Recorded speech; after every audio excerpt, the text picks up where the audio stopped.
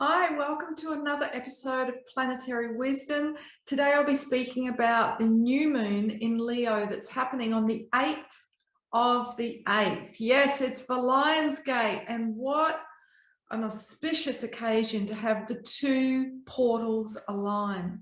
So new moon, which is the most potent time for manifestation, and the Lion's Gate, the 8th day of the 8th month. Now, this is not just a numerological portal, but an astrological one. This is when the star Sirius, and it's very serious, is closest to Earth.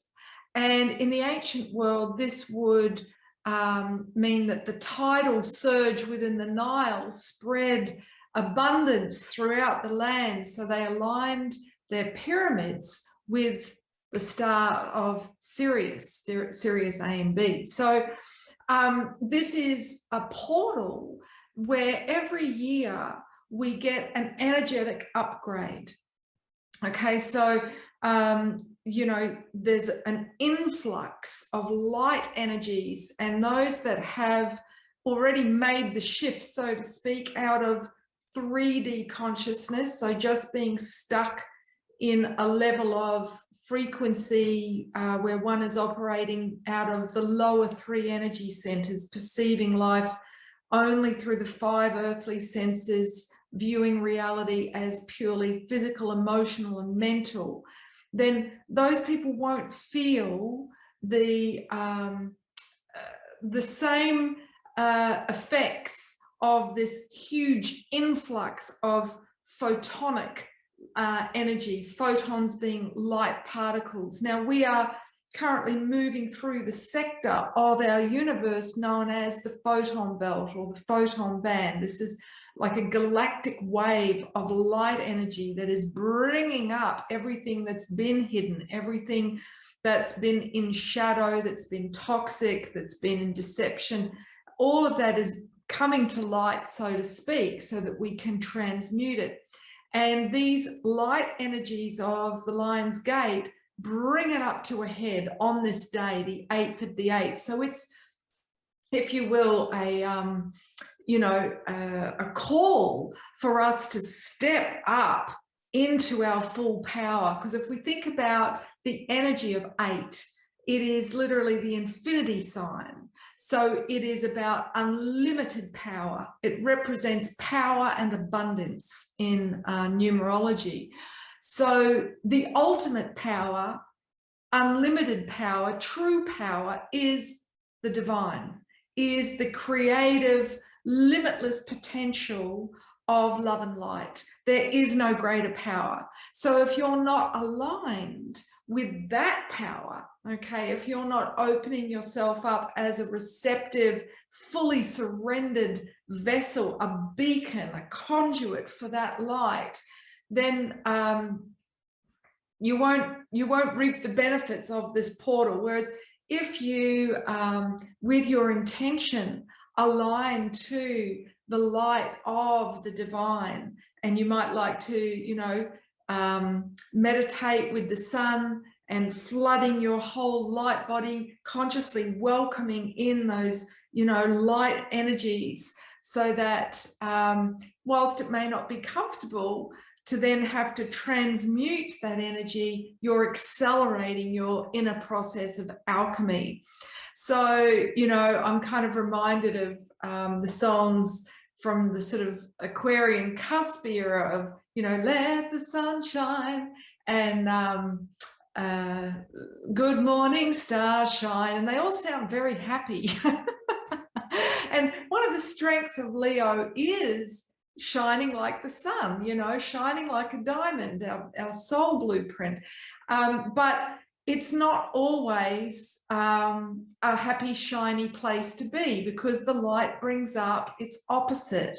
So, you might be more like, let the sun shine, and you're doing all the intense shadow work that we're having to do at the moment. But the more we say yes to the process, the more we ask for more, okay, we move through it. So the 8th chakra, which is what is activated during the Lion's Gate, is the Godhead. Okay, so we have, you know, the 7 major energy centers known as chakras, the wheels of light. Those that are operating in 3D have access to those, but they're not necessarily turned on. Okay, the lights aren't all on, not everyone's at home.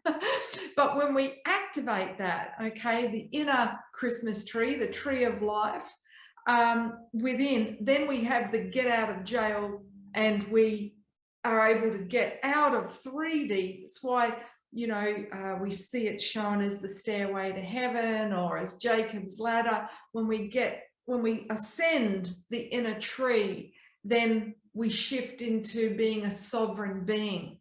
And I've got programs if you're interested in activating your full inner tree of light, your rainbow bridge. There's a program for women starting in September and one for men in October. So I'll put the links below.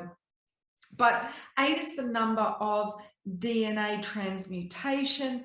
It is, you know, a time for us to really step into our sacred sovereign power. This is what it is to be truly royal, rather than us seeing only those of a certain bloodline as those worthy of a regal reverence or being afforded a throne. We each have an inner throne. And so during this time each year, we have this window of opportunity to awaken the throne within, which in the tarot is the Chariot card. And when we've awakened this status of one who is governed by their own heart, that's what it means to be sovereign. Okay, it's not, you know, as I think can be misunderstood, someone who is very individualistic, okay, very ego-based. I'm going to do what I want to do when I want to do it. That's not what true sovereignty is. That is a projection. True sovereignty is a being who is centered within their divine essence, which is housed within the heart.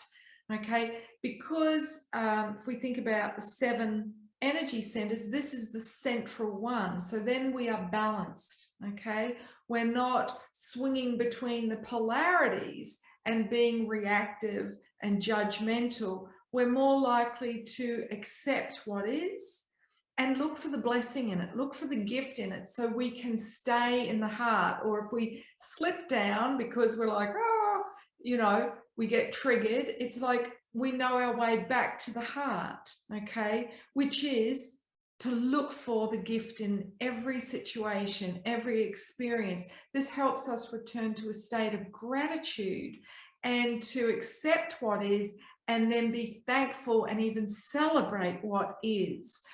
So the 2 weeks leading up to this new moon in Leo, we are, of course, integrating everything that came to a head for the full moon in Aquarius, which is the opposite sign to Leo. So no sign is an island. They all operate within an axis, okay? So if we think about Aquarius being the sign of the new age, this 2,000-year astrological age, and if we want to get with the program, you know, we want to embody the strengths of Aquarius. But here's the thing. If we're out of balance, then we will actually swing to the shadow traits of the opposing sign, which in this case is Leo.